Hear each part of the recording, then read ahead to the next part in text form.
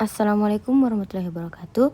Perkenalkan, nama saya Andi Nurul Fadila Murtada, kelompok 2 dengan NIM 1054211000919.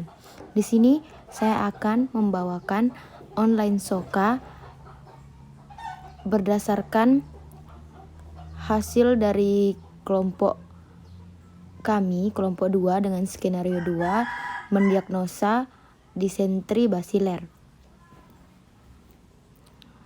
Pertama-tama saya akan membacakan skenario yang kelompok kami dapatkan, yakni anak perempuan 5 tahun dibawa ke Poliklinik Pediatri Rumah Sakit Labuang Baji karena demam dan berak beberapa kali sehari sejak 3 hari lalu.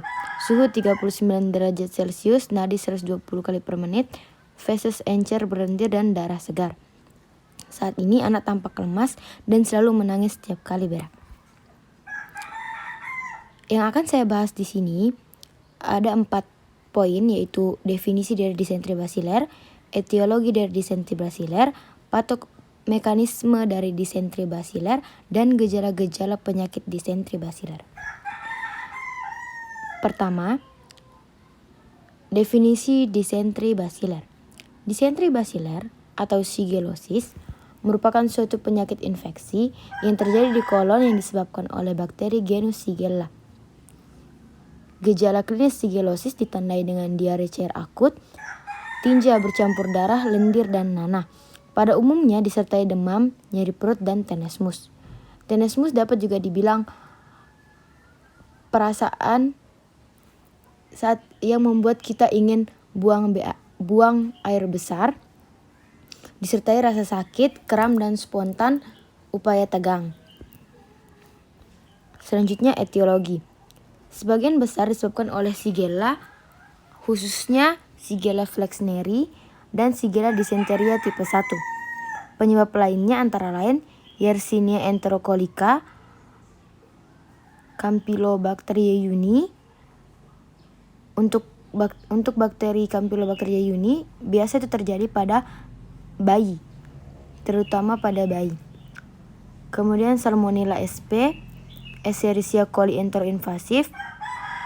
Kalau untuk Escherichia coli enteroinvasif itu jarang, tetapi ketika disentri disebabkan oleh Escherichia coli enteroinvasif, maka dapat digolongkan sebagai disentri yang berat. Kemudian penyebab non-infeksi antara lain invaginasi. Invaginasi merupakan kondisi ketika usus bergeser ke dalam usus itu sendiri. Kemudian alergi susu sapi, gangguan hematologi seperti defisiensi vitamin K, dan kelainan imunologis lainnya. Dari beberapa bakteri Shigella yang menyebabkan disentri basiler ini, saya memasukkan 2 jenis bakteri Shigella, yaitu Shigella shigae dan Shigella sonnei. Untuk Shigella shigae biasa disebut Shigella dysenteria yang menjadi penyebab penyakit disentri paling ganas dan menimbulkan epidemi yang hebat di daerah tropis, subtropis, disebabkan oleh kemampuan endotoksil atau kemampuan menghasilkan racun bagi sel inang. Kemudian Shigella sonnei. Untuk Shigella jenis 1 ini merupakan Shigella yang menyebabkan gejala paling ringan. Selanjutnya, patomekanisme shigellosis atau disentri basiler. Pertama-tama, Shigella yang berada pada makanan atau minuman yang kita makan masuk melalui mulut ke saluran pencernaan. Ketika masuk di lambung, bakteri ini tidak hancur karena memiliki sistem proton consumption yang membuatnya tahan terhadap peptida lambung. Selain itu, Shigella juga dapat berkompetisi dengan flora normal yang ada di usus. Setelah dari lambung, Shigella masuk ke ileum terminalis, kemudian masuk ke dalam sel epitel mukosa usus, sehingga menyebabkan terbentuknya toksin karena Shigella tadi memiliki endotoksil yang menyebabkan infiltrasi sel radang. Inilah yang membuat feses menjadi ada darahnya karena adanya radang, kemudian menyebabkan nekrosis sel. Selanjutnya, gejala-gejala. Yang pertama itu anamnesa. Perlu ditanyakan kepada pasien konsistensi, volume, dan frekuensi BAB. Kemudian terdapat mukus atau darah segar pada feses atau melena. Serta gejala penyerta seperti demam, demam dan nyeri perut.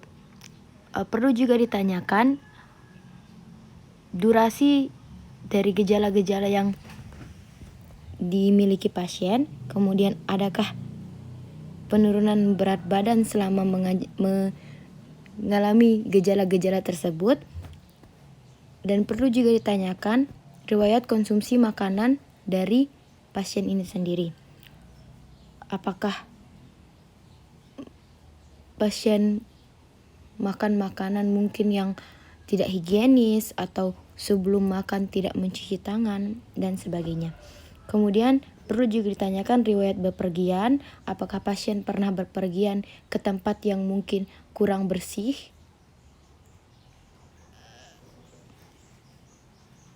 Kemudian atau mungkin pernah berenang di tempat yang kotor seperti mungkin di danau atau terminum airnya dan sebagainya. Kemudian riwayat penggunaan obat.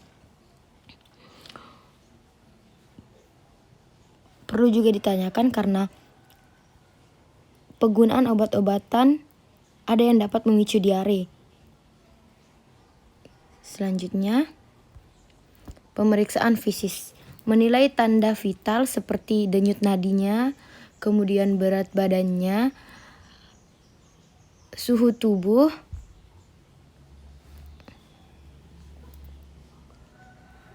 kemudian fesesnya. Selanjutnya, pemeriksaan penunjang, yaitu pemeriksaan tinja. Analisis feses ini atau pemeriksaan tinja rutin pada setiap kasus bila sumber daya tersedia. Analisis feses ini akan menunjukkan peningkatan jumlah leukosit feses. Kemudian tes darah samar tinja positif, laktoferin dan kalsiprotein positif.